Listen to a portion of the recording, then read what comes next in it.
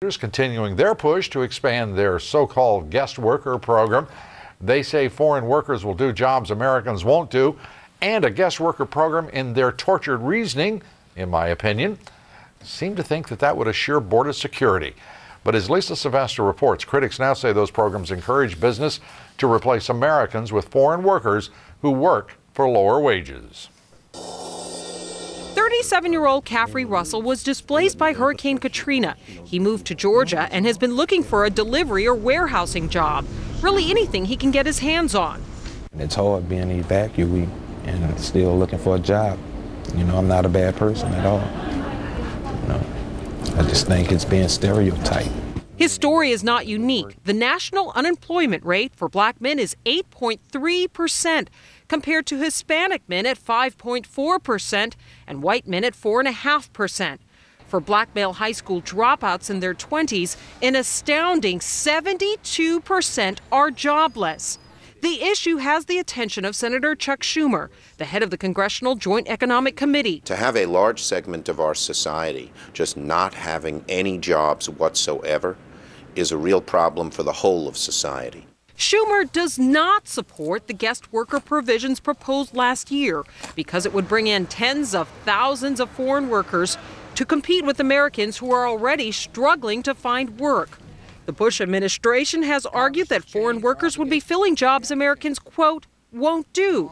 But critics point out the U.S. immigration system encourages a substitution effect to replace legal Americans with illegal workers who are willing to be paid much less. Outrage is a benign term for what's happening. We're the only country in the world that gives a preference for non-citizens over our own citizens. At the Georgia Department of Labor, there are others looking for work, black, white, men and women. Regardless of income or education, they agree it can be hard to find a job in America that pays a decent wage. There is a growing list of Democrats coming out against a guest worker program. Also, one major union, the Teamsters, opposes a guest worker plan because it would take away American jobs and put downward pressure on wages for Americans. Lou? And incredibly, big unions, the biggest, AFL-CIO, supporting these ridiculous policies in terms of guest workers, amnesty. It's a mind-boggling contradiction within organized labor today.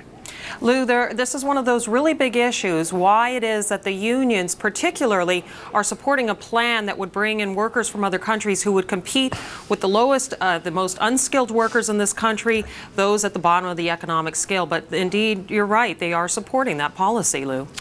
Lisa, thank you very much. Lisa Sylvester reporting tonight from Washington. A new report out today called Close to Slavery finds guest workers in this country are being exploited. According to the Southern Poverty Law Center, guest workers are routinely cheated out of their wages, held virtually captive by their employers who seize their documents.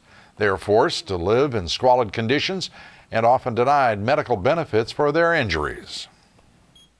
What we see in guest worker programs that exist here in the United States is that they are perilously close to slavery. The report finds that the abuse is not just a few bad employers either, but is common in the guest worker program.